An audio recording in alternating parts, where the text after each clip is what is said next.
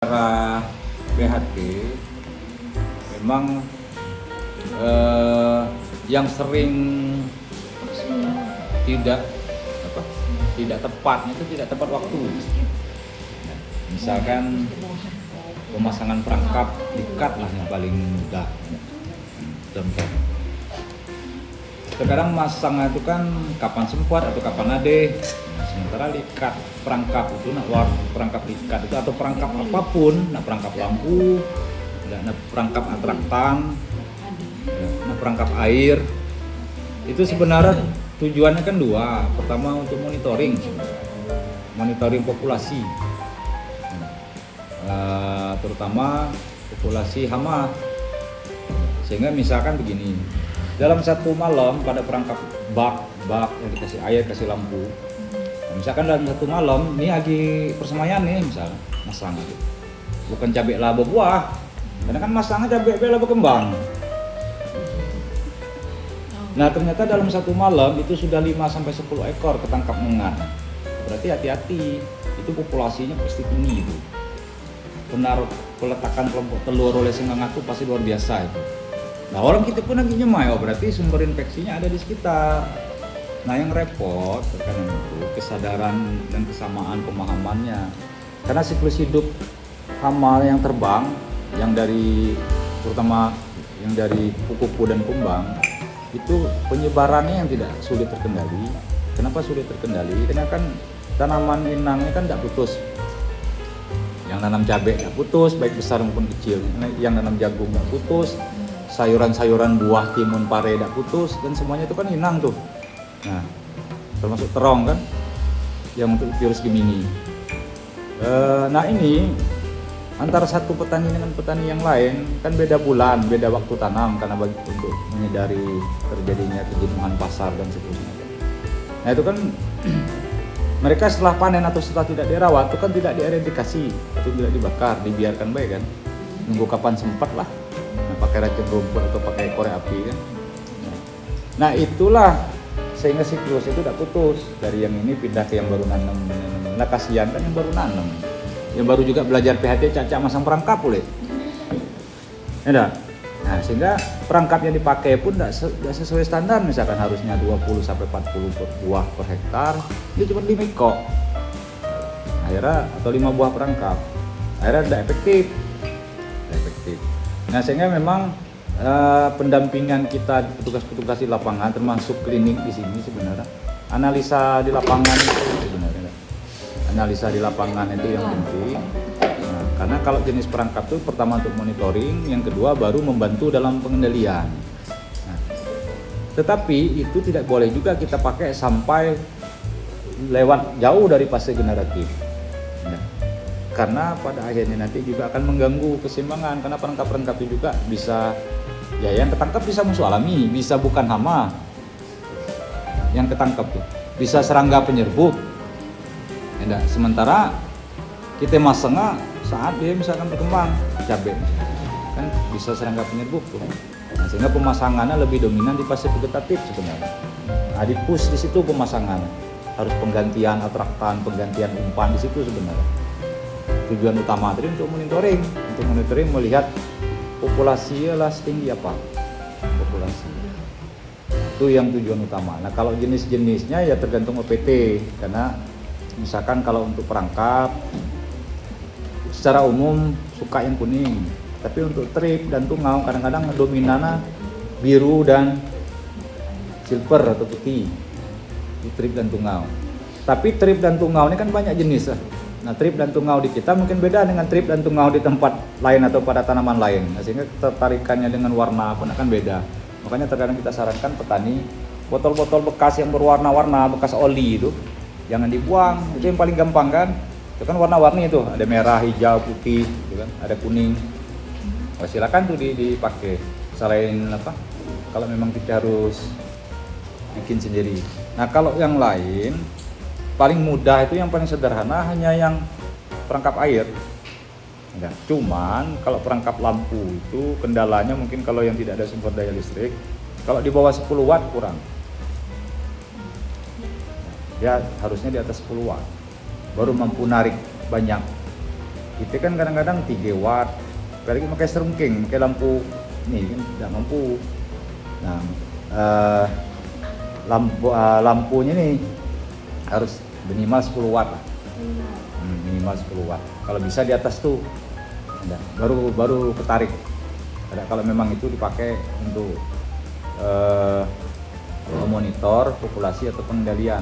Tapi yang jelas sebenarnya biasanya itu hanya dilakukan sebelum pindah tanam dan setelah pindah tanam yang paling efektif tujuannya.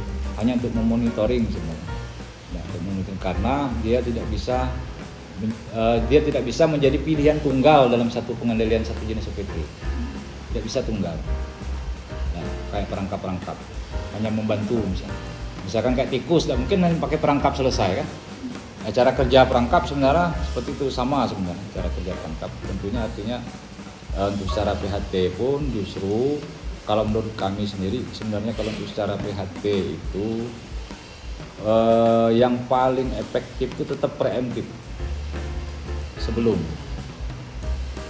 Tapi sebelum itu kan harus petaninya harus tahu dulu lahannya seperti apa, musim tanam sebelumnya seperti apa, nah sekarang musimnya akan seperti apa. Nah yang paling baik itu preemptif. Karena kalau di saat preventif ataupun responsif, pengendalian setelah ada serangan dan pengendaliannya pun harusnya hanya bisa dilakukan di tingkat kerusakan ringan, tapi baru dilakukan di atas ringan, sedang atau berat, ya peluang untuk berhasilnya pun kecil. Kalaupun berhasil tidak ekonomis. Terkadang itu sebenarnya bukan tidak bisa dikendalikan, tapi hitungannya tidak ekonomis. Biaya pengendaliannya, dengan tidak ekonomis. Nah kalau di preemptif, selain dia ekonomis, peluang keberhasilannya lebih besar. Nah misalnya paling mudah virus pada cabai lah, baik keriting maupun gemini. Preemptifnya apa? Yang penting persemaiannya steril. Nah, persemaiannya kan APG masuk, belalang sembah lagi masuk, APG terip kayak kutu kebul. Nah, artinya kan tidak steril, tidak steril. Artinya kan terjadinya infeksi virus itu sudah dilakukan oleh vektor seperti kutu kebul itu pada saat di persemaian. Tapi gejala muncul setelah pindah tanam. Nah yang macam itu gimana yang kendali? Karena bawaan dari persemaian. Nanti kan di persemaian nanti. Makanya kalau cabai sebenarnya justru titik kritisnya di persemaian. Kalau cabai. Kalau bawang merah titik kritisnya sebenarnya selain dari memang kesiapan kesesuaian lahan, transisi sewaktu dormansi benih, penyimpanan benih, lamanya waktu penyimpanan benih, perlakuan benih dan pindah tanam. Di situnya yang kadang-kadang. Karena kadang-kadang kan benih itu 2-3 bulan, kadang lebih malah disimpan karena menyesuaikan dengan musim. Atau kadang-kadang kapur lomade, pupuk kandang lomade ya harus 2 bulan jadi 4 bulan benih itu tergantung. Nah arti kan sementara kalau di kita lah pasti tingkat serangan untuk bawang merah itu tinggi ya, karena memang kesesuaian lahannya sih sebenarnya. Kesesuaian lahannya untuk yang bawang merah ini yang memang masih jadi PR besar sebenarnya untuk yang bawang merah ini. Nah kemudian kalau misalkan untuk cara-cara pengendalian yang lain, kenapa akhirnya kita minta porsi ya? Nah, misalkan gini di tempat binaan Pak Sandi, misalkan 100% kimia nih salah satu petani lah Bapak ambil contoh pilihan pengendaliannya. Nah kita mulai substitusi dengan kegiatan melalui klinik, melalui gerdal atau melalui apapun, ya, baik yang APH maupun yang pengguna-pengguna kayak perangkap. Ini paling tidak 5%, 10%-nya dulu, terus 5%. Nah, kita harapkan nanti seimbang. Nah, karena resistensi itu hanya masalah waktu dan pasti terjadi. Ya, resistensi ataupun nak diberi AP pun tidak mempan. Kayak kita lah, mulai biasa minum bodrek dari kecil. Jadi minum sepak pun tidak ngepek bodrek tuh, mabok dah, teler dah. Cuman mendak minum tuh dah kayak dah apa ya? Belum baca bergerak kalau belum minum bodrek tuh. Sebenarnya efek tidak gila kebel. Nah, di lapangan tuh sama sebenarnya lapangan. Nah, harapannya melalui kayak MS, kayak PGPR, dia membangkitkan ketahanan imunitas sebenarnya. Karena seperti kita manusia, imun itu bisa divaksin kira-kira macam itu. Nah, kita harapkan sama ya sebenarnya. Nah, yang melalui penggunaan macam ini bisa merangsang membantu tanaman itu mengeluarkan imunitas dia sebenarnya. Nah, sehingga dia lebih tahan. Karena UPT itu kan prinsipnya tidak bisa dikendalikan, dia tetap ada, tapi tidak menjadi penting atau tidak merugikan. Misalkan tidak mungkin tanaman cabai itu setiap daunnya sehat tanpa ada satu bintik gangguan, tidak mungkin itu. Paling tidak adalah gelembung dikit kena kutu daun, tapi kan tidak berarti, tidak penting maksudnya. Nah, tanaman tetap berfotosintesis, tidak jadi masalah, karena dia tidak sampai tingkat kerusakan mengerut, mengeriting daun, berubah warna. Jadi dia tetap ada, tapi tidak merugikan. Nah, itu tentunya ada dua faktor selain dari faktor OPT itu sendiri, tetap faktor lingkungan dan faktor ketahanan tanaman.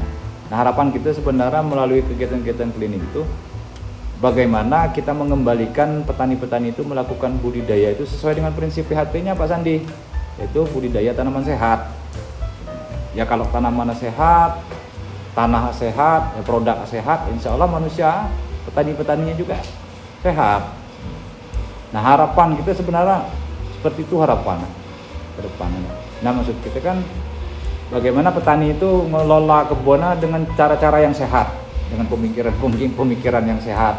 Ya kalau mengandalkan pestisida kimia kan ya mungkin tidak sehat lah. Nah, kalau 100%. Ya, artinya bukan tidak boleh, pestisida kimia itu tetap dibutuhkan, tapi ada waktunya, ada tempatnya, kadang tidak mungkin langsung sekaligus, kecuali orang yang memang lah biasa. Jadi ada salah satu petani yang memang di Bangka Tengah ini juga, dia memang dari dulu tidak nak pakai kimia. Kalaupun ada serangan, dengan apa yang biasa dia gawe lah, karena itu lo sudah menjadi dari kebiasaan jadi keyakinan, itu bedanya. Nah, kebiasaan di kita masih datang ke toko pertanian, itu masih kebiasaan, jadi yakinnya hanya yang itu. Bapak kasih MS, tak yakin lu deh. Nak merubah keyakinan nih, merubah kebiasaan nih. Tanya Bu Siti nih, kami nak merubah perilaku petani. Nah, dari makai prepaton ke muti ulet tuh perlu 2-3 minggu baru berubah. Bukan dalam waktu 1 jam. Lah buih mulut nih. Hanya merubah dari makai inseksida kimia ke muti ulet yang kelihatan. Apa lagi kebiasaan itulah jadi keyakinan. Waduh, pacak dipatahin terus omongan gitu nih. Kalau ngomong bagian diagnosa, bagian pelayanan halo-halo nih misalkan di tempat umum kan, pacak kena mental terus.